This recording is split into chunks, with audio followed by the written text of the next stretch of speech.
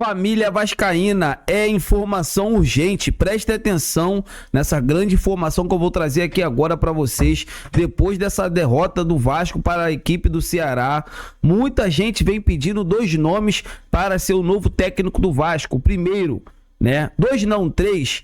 Dorival Júnior, Felipão e o Jorginho. Essa que é a verdade. Outros nomes estão circulando dentro de São Januário, só que a ideia da diretoria é trazer um desses técnicos. Eu quero saber de vocês, o que vocês acham de ver ou o técnico Felipão, ou o Dorival Júnior, ou o Jorginho à frente do Vasco da Gama. Uma coisa é certa, com o Fábio Carille não dá mais. Assista esse conteúdo até o final, que tem muitas informações exclusivas. Dê só uma olhada. Ô vascaíno, lembra dele? Tá com saudade do Pedro Raul? Fez 2 gols, cara. O Ceará venceu o Vasco lá em Fortaleza. Pedro Raul no Vasco. Pedro Raul, olhar atento pro goleiro, bateu pra fora! O ABC tá classificado na Copa do Brasil! Pedro Raul, versão aprimorada. No Ceará contra o Vasco. Pedro Raul! Gol! A bola ajeitada pelo Raul! E é dele de novo! E como desgraça na sua vida pouca é bobagem, 2 gols de Pedro Raul, né? A gente teve que engolir este sapo ainda na noite dessa terça-feira. O ano era 2023. Pedro Raul, vice-artilheiro do Brasileirão de 2022 pelo Goiás, chegou ao Vasco como uma das principais contratações da temporada. Mas não deu certo não. 25 jogos, 9 gols.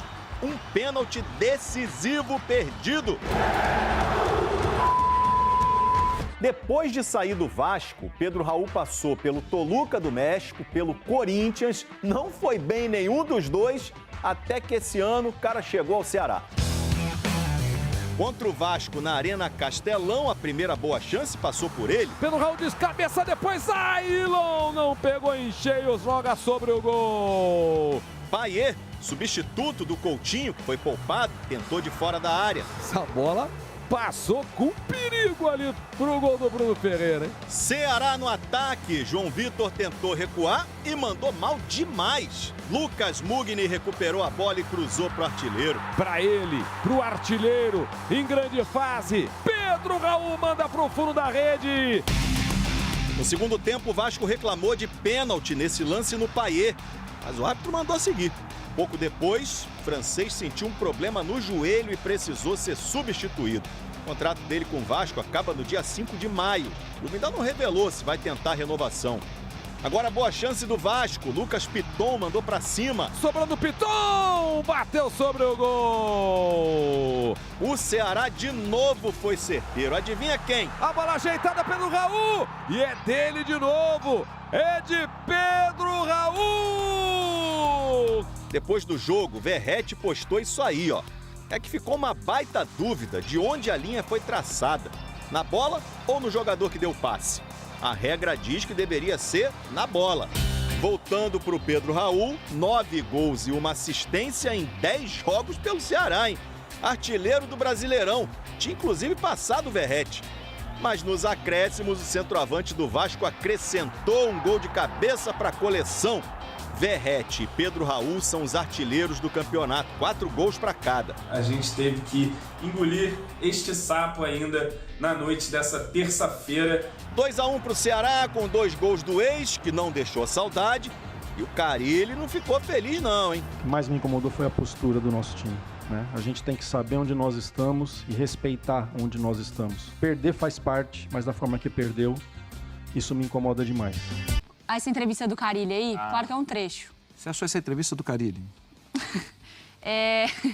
Eu não sei, aqui só minha interpretação. Já parece ele também... Eu tenho meus problemas, mas os caras também não estão me ajudando. Eu não sei como o elenco recebe, né? Esse tipo já de parece Então, já dizia o Pedro Ivo, né? Dá culpa pra todo mundo, né? no final do programa vocês estão bem espertinhos. Então, eu acho que tem momentos e momentos. Existe um momento que o técnico tá ficando alinhado ao elenco. E aí, assim, quando levanta alguma coisa em relação à postura, ele não e já marca território. O grupo é um todo, estamos todos juntos, não sei o quê, ninguém erra sozinho. A gente já ouviu e a gente ouve isso diariamente, há muitos anos. Existem situações pontuais que o técnico pode cobrar. Sim, a nossa postura não está boa, precisamos... O Arne Slot fez isso há 2 semanas, falando de complacência, o técnico do Liverpool, que pode ser campeão em breve, falando de complacência, que não pode entrar desse jeito. Então tem momentos pontuais e tem um outro momento, que é, eu vou dar uma cartada final. Eu sei que minha situação não está boa, o time não está jogando bem, o meu trabalho está sendo assim, agora eu vou jogar a bomba e vou ver a reação no vestiário. Me parece que o Carille fez isso ontem. Já sei que não está legal, já sei que está todo mundo falando. Eu vi meu nomezinho lá na ESPN como tô na Berlinda e tal. Eu vou ver o que sai disso aqui. Errado ele não está, a postura não foi boa. Mas falar só da postura é parte da verdade. Taticamente não está bom, tecnicamente não está bom. Porque senão ele abre a granada e explode na mão dele também, né? Sim. Porque ele, em entrevista recente, já falou da torcida, agora ele fala do grupo.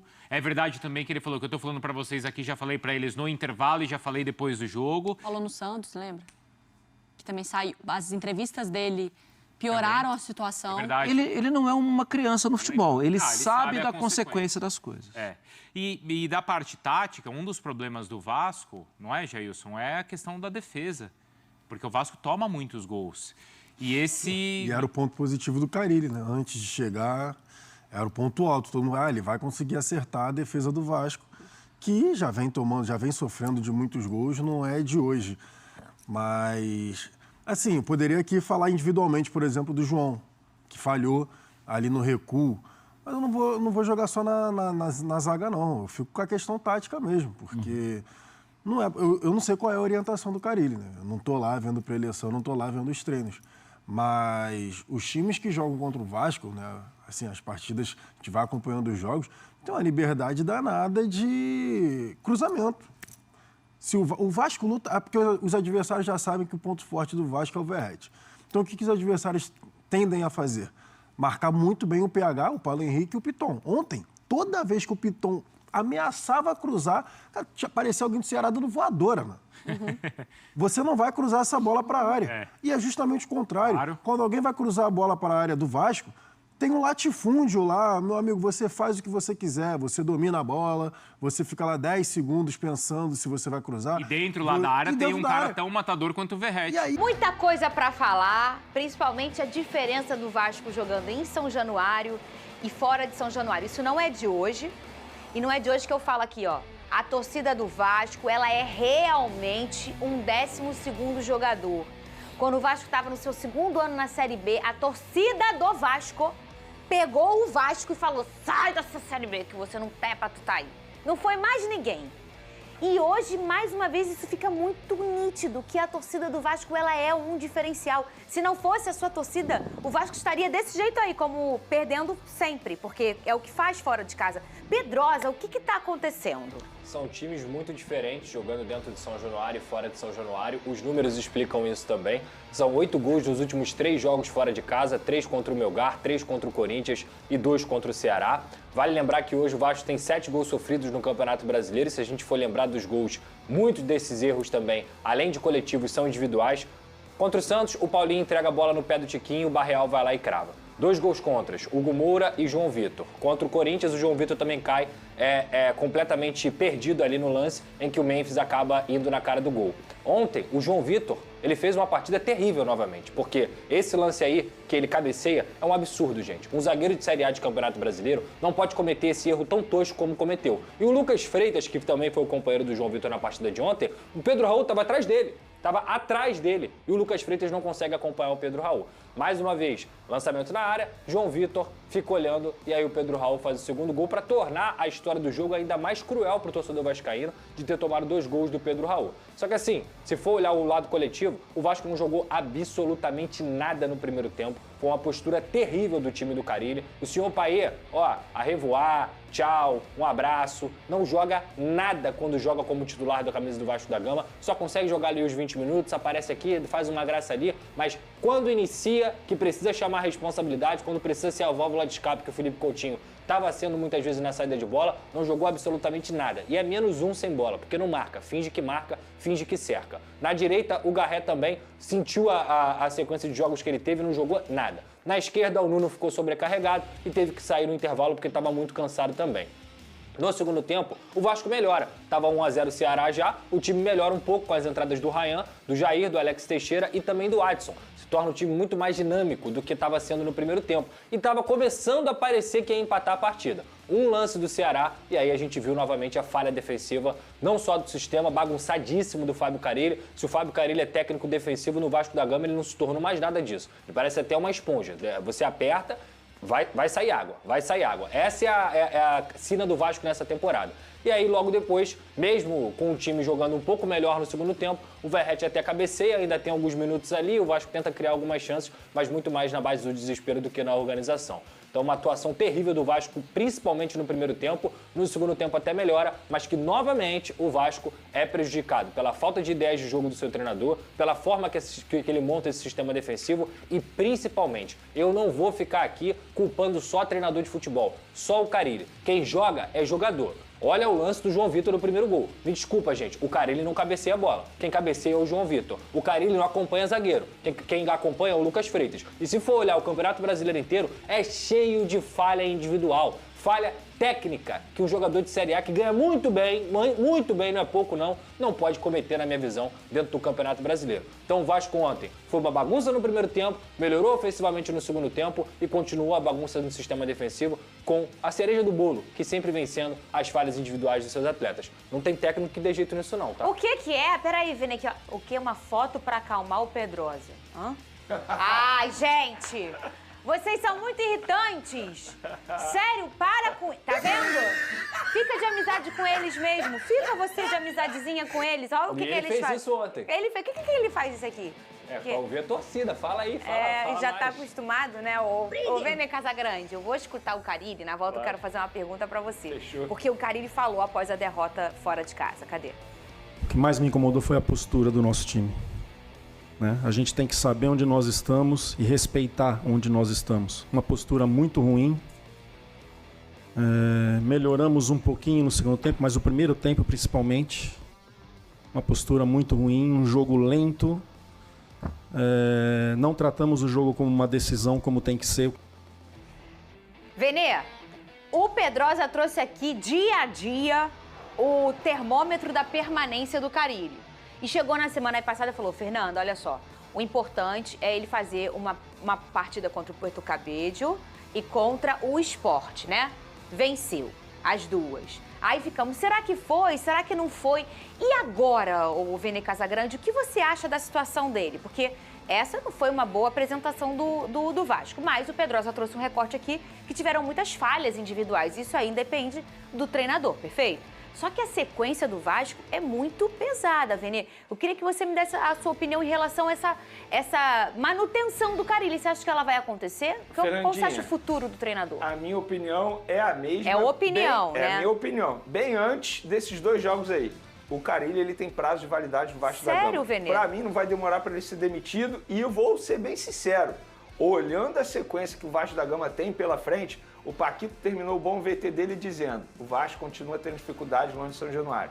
Você falou isso no seu discurso. O Pedrosa mencionou muito bem que o Vasco encontra dificuldades quando não joga em São Januário. E a próxima sequência do Vasco da Gama é Flamengo no Maracanã, Campo Neutro. Cruzeiro fora de casa e Palmeiras também fora de casa, embora seja mando do Vasco da Gama, mas o Vasco vendeu esse mando para Brasília.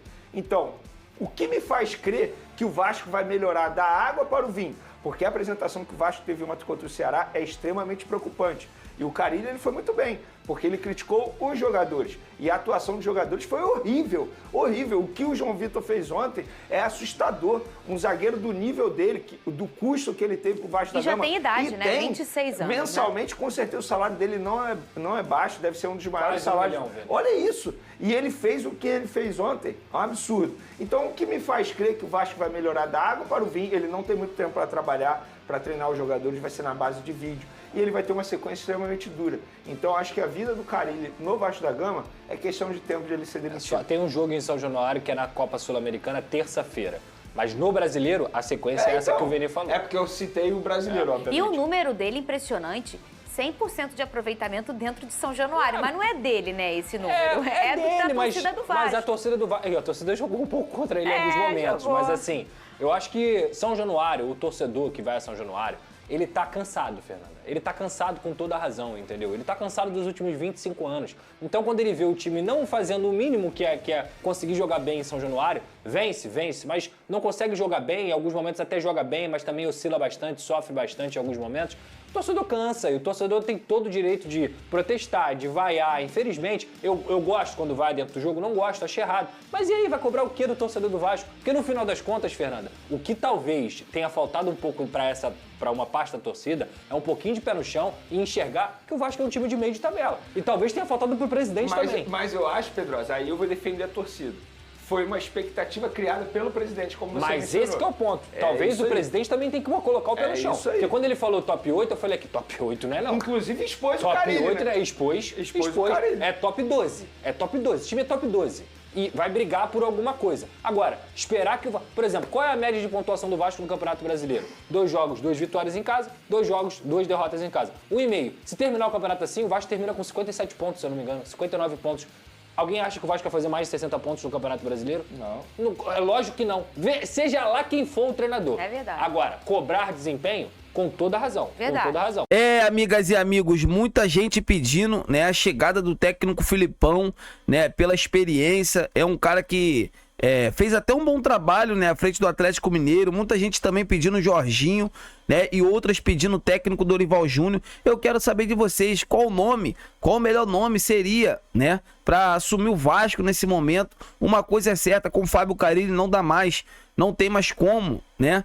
É um cara assim que já tá começando a colocar pressão dentro do elenco, dentro do time. Isso aí a gente sabe que lá dentro, né, pode prejudicar o treinador. Então assim, há uma imensa expectativa ou do Filipão, ou do Dorival Júnior, ou até mesmo do Jorginho assumirem a equipe do Vasco da Gama. Eu quero saber de vocês, seria um bom nome ver o Filipão à frente, né, com toda a sua experiência, um cara que ganhou Copa do Mundo, né, um cara que passou por diversos clubes, levou o Atlético Paranaense a uma final de Libertadores, né?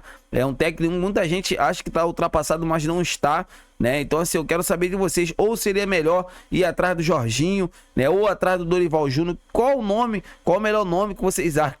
Qual o melhor nome que vocês acham, né, que seria, né, bom para o Vasco da Gama? Deixa aqui nos comentários, amigas e amigos, que eu prometo responder a todos vocês. Eu tô indo nessa, é um prazer tê-los aqui no canal. Vamos ajudar o canal a bater a meta de 50 mil inscritos. Conto com o apoio de todos vocês. O sentimento não pode parar. Fiquem com Deus!